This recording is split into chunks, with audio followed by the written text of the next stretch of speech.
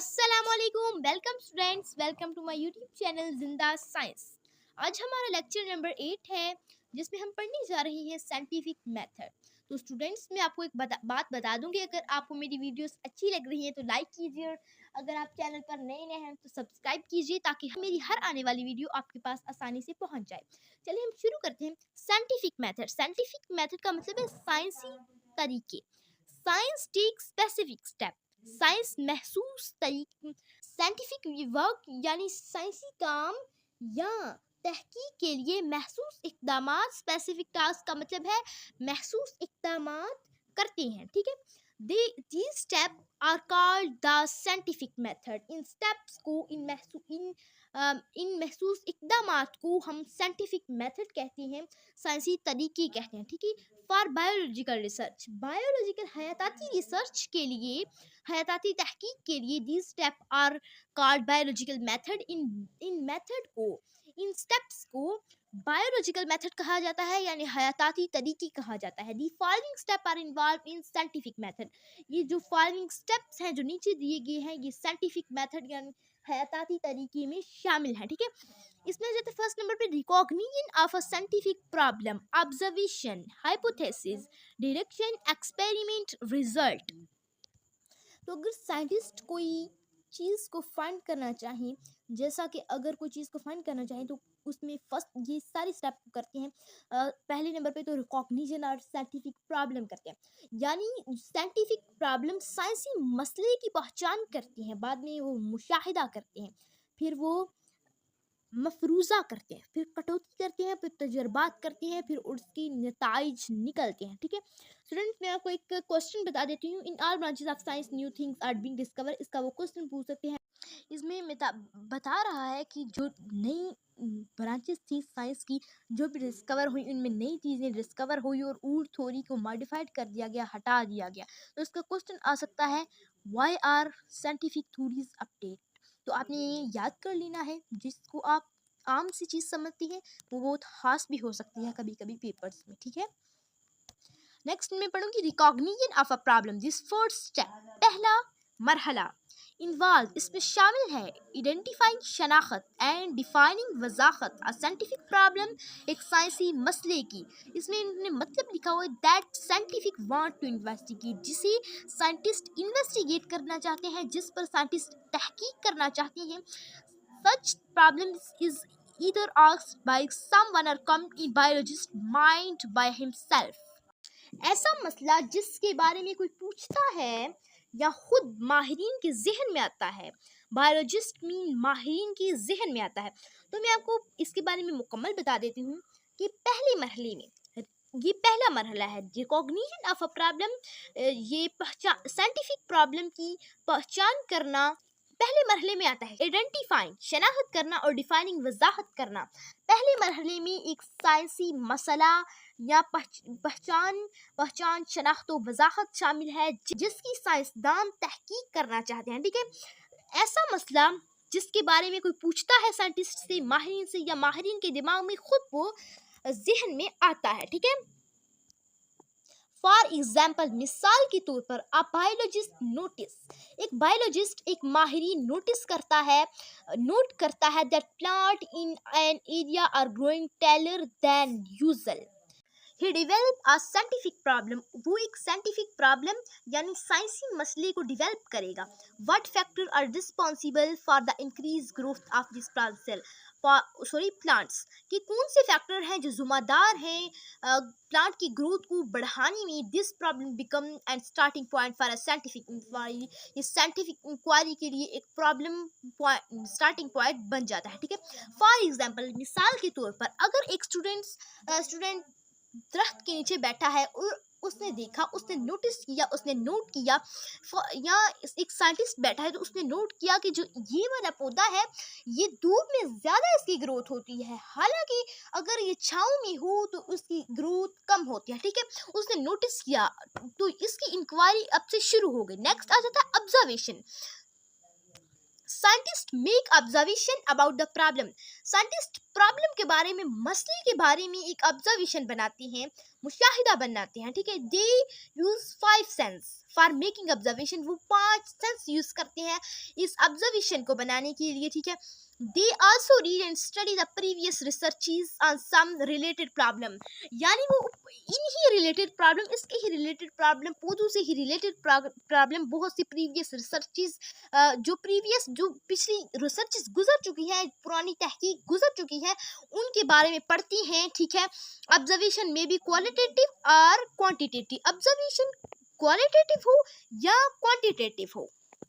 Next आ जाता है क्वालिटेटिव ऑब्जर्वेशन और क्वांटिटेटिव ऑब्जर्वेशन। क्वालिटेटिव ऑब्जर्वेशन मायारी मुशाहिदा और क्वांटिटेटिव ऑब्जर्वेशन मुकदारी मुशाहिदा। It involve observation that can not be measured, यानी जो जिसकी पैमाइश ना की जा सके, विद नंबर्स, नंबर के साथ। For example colour and texture of a flower, जो कि खसूसियत पर मुबनी होते हैं, पैमाइश पर मुबनी नहीं होते, जैसे कि रंग, टेक्सचर ऑफ अ फ्लावर, एक फ्लावर का टेक्सचर। नेक्स्ट आ जाता है क्वांटिटेटिव ऑब्जर्वेशन। क्वांटिटेटिव ऑब्जर्वेशन में इन्वॉल्व है मेजरमेंट, यानी पैमाइश, और numerical data that can be express in term of quantity, जो कि गिना जा सके, ठीक है। फॉर एग्जांपल मिसाल के तौर पर the number of bird in a tree, एक जो पौधा है उसके ऊपर जो बर्ड है उनके नंबर, इनको, ये क्वांटिटेटिव ऑब्जर्वेशन की मिसाल है, इसकी एग्जांपल है, ठीक है। Quantitative observation are more accurate and qualitative because quantitative observations are invariable, measurable and can be recorded in term of number। इसमें बता रहा है कि फॉर एग्जांपल, मिसाल के तौर पर जो बर्ड्स हैं ट्री में, दरख्त में, परिंदों के नंबर्स, ठीक है। Qualitative observation are more accurate than qualitative observation. इसमें हमें कहा है कि मायारी मुशाहिदा मुकदारी मुशाहिदे से ज़्यादा दुरुस्त है, ठीक है। बिकॉज, क्योंकि क्वांटिटेटिव ऑब्जर्वेशन जो मुकदारी अब मुशाहिदा है, और इनवेरिएबल, ये नाकाबिल तगयीर है, miserable and can be recorded in number of term, जो कि मिजरेबल है, मेजर किया जा सकता है इसको, और रिकॉर्डेड किया जा सकता है टर्म्स में, यानी इनको नंबर्स में गिना जा सकता है, इनको काउंट किया जा सकता है, ठीक है। जो क्वालिटेटिव है इससे इससे अच्छी है क्वांटिटेटिव ऑब्जर्वेशन, क्योंकि इसमें गिना नहीं जा सकता, it we can not measurable in qualitative observation. और क्वांटिटेटिव ऑब्जर्वेशन में हम मेजरेबल कर सकते हैं और इसको नंबर ऑफ टर्म में भी गिन सकते हैं। तो ये इसकी खसूसियत है, जिसकी वजह से क्वांटिटेटिव ऑब्जर्वेशन क्वालिटेटिव ऑब्जर्वेशन के मुकाबले में बेहतर है, ठीक है। नेक्स्ट स्टेप हो जाता है हाइपोथेसिस। इसका मतलब होता है मफरूजा।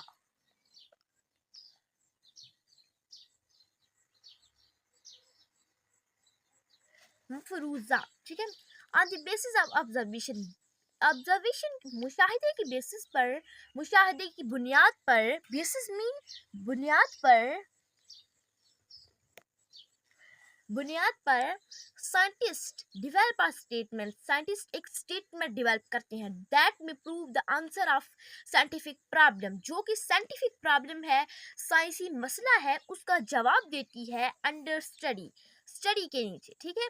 यानी साइंटिस्ट हाइपोथेसिस में क्या होता है, बेसिस ऑब्जर्वेशन की बेसिस पर साइंटिस्ट एक स्टेटमेंट डेवलप करते हैं, जो कि आंसर देती है साइंटिफिक प्रॉब्लम का अंडर स्टडी के जरिए से, ठीक है। Such tentative answer of scientific problem is called hypothesis. इस तरह का टेंटेटिव आंसर साइंटिफिक प्रॉब्लम का, यानी साइंसी मसले का, इसे हम कहते हैं हाइपोथेसिस।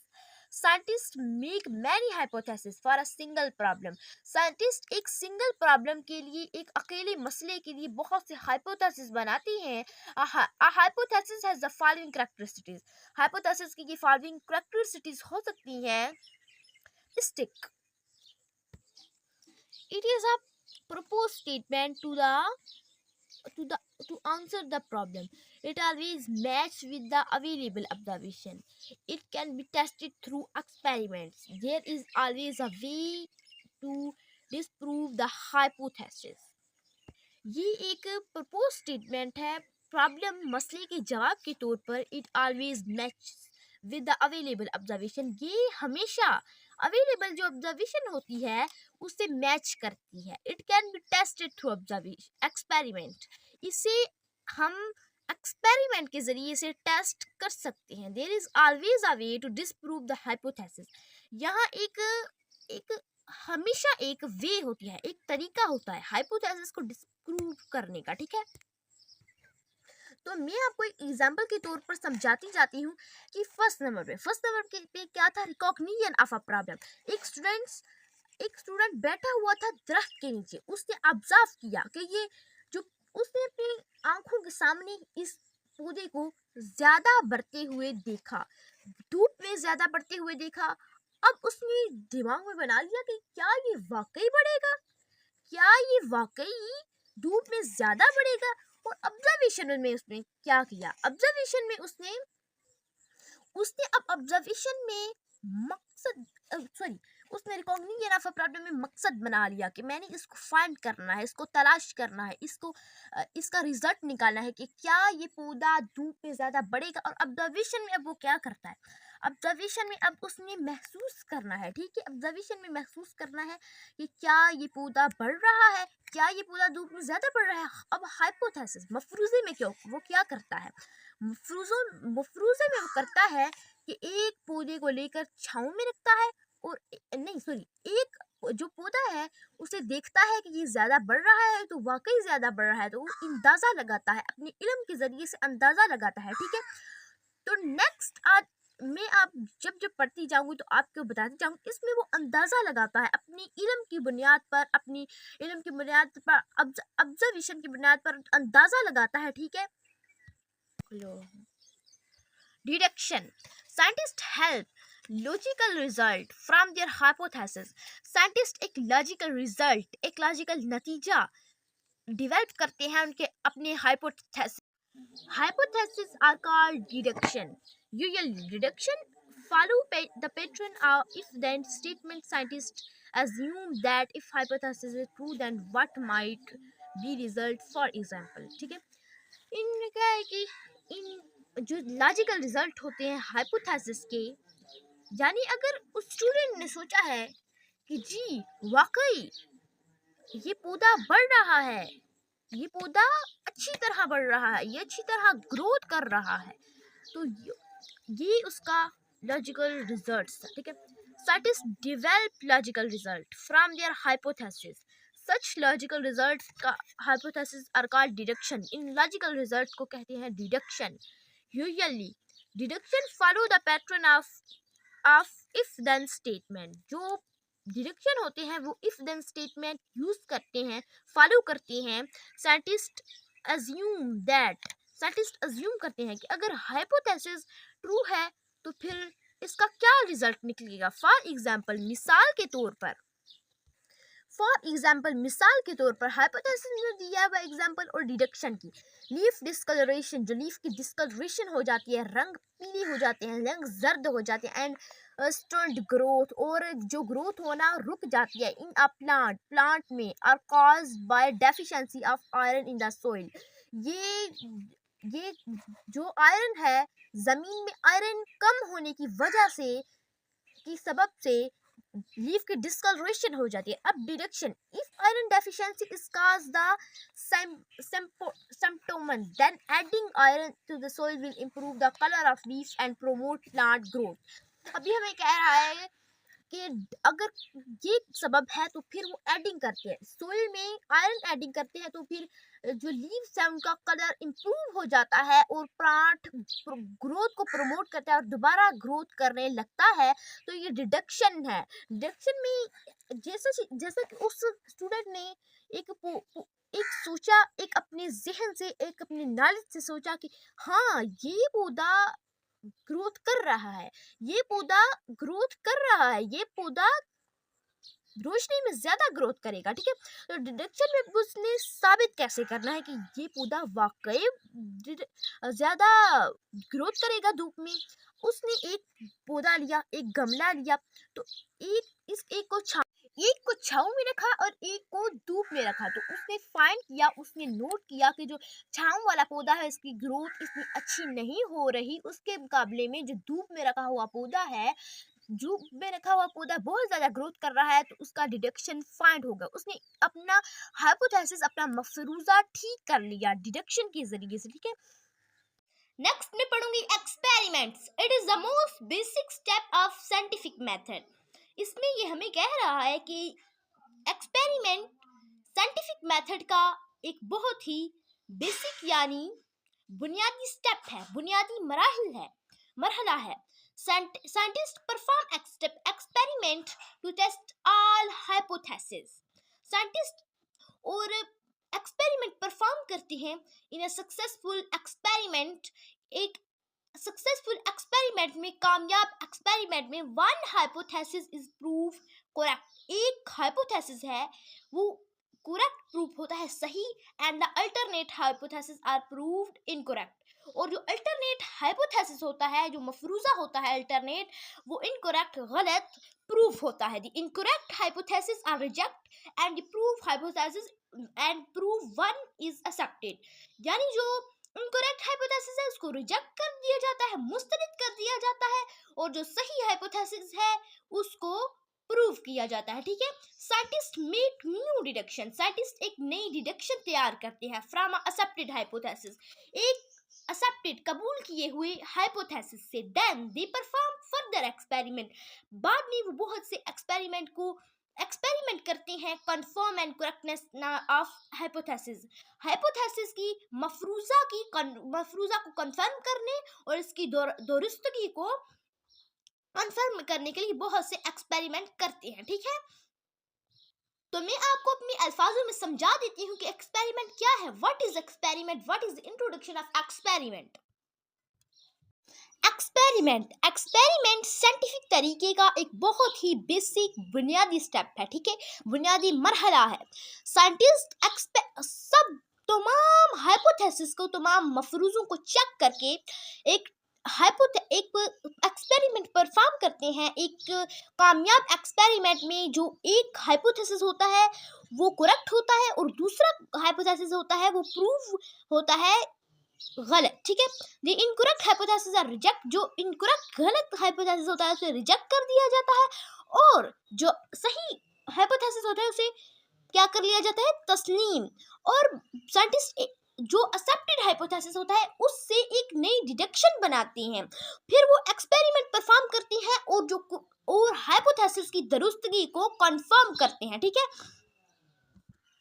देन मैं आपको एग्जांपल बता रही थी कि एक स्टूडेंट्स की, ठीक है, तो मैं आपको साथ साथ बता रही थी, वो आपको पहले पता होनी चाहिए, तो मैं आपको बताती हूँ कि एक्सपेरिमेंट में वो क्या करेगा। उसने डिडक्शन में क्या किया था, उसने डिडक्शन में एक पौधा धूप में रखा, एक पौधा छांव में रखा, ठीक है। तो उसे पता चला, उसने ऑब्जर्व किया कि जो धूप वाला पौधा है वो ज्यादा जल्दी से ग्रोथ करता है और जो छांव वाला पौधा है वो कम ग्रोथ करता है, हालांकि उससे कि जो धूप में रखा हुआ पौधा है।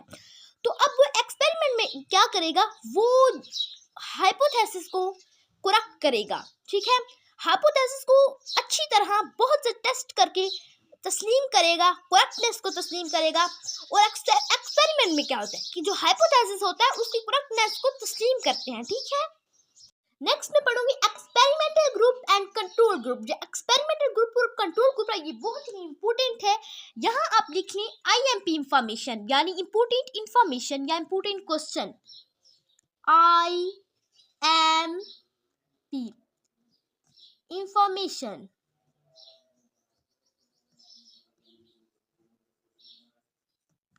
IMP इंफॉर्मेशन यानी इंपॉर्टेंट इंफॉर्मेशन, ठीक है। When scientists do experiment, जब साइंटिस्ट एक्सपेरिमेंट करती हैं, they arrange two settings, वो दो सेटिंग को अरेंज करते हैं, तरतीब देते हैं।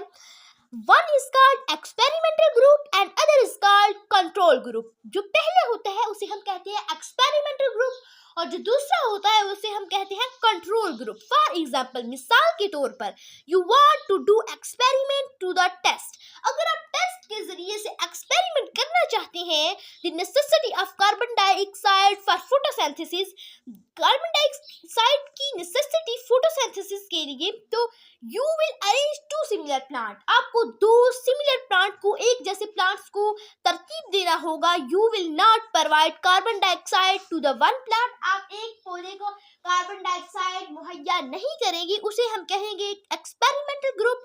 While you will provide carbon dioxide to the other plant, आप दूसरे प्लांट को, आप दूसरे पौधे को कार्बन डाइऑक्साइड मुहैया करेंगे, उसे हम कहेंगे control group. The necessity of carbon dioxide will be proved, जो कार्बन डाइऑक्साइड की नेसेसिटी है, कार्बन डाइऑक्साइड की जरूरत है, नेसेसिटी मीन जरूरत, मैं इधर लिख देती हूं, नेसेसिटी मीन जरूरत, ठीक है। अब कार्बन डाइऑक्साइड, जब कार्बन डाइऑक्साइड की नेसेसिटी, जरूरत तब पेश आएगी जब when photosynthesis does not occur in the experimental group, जब जो फोटोसिंथेसिस है वो एक्सपेरिमेंटल ग्रुप में नहीं होगा बल्कि ये कंट्रोल ग्रुप में होगा, ठीक है। अच्छा, नेक्स्ट में पढ़ूंगी रिजल्ट। रिजल्ट्स का मीन होता है नताइज, मैं इधर लिख देती हूं,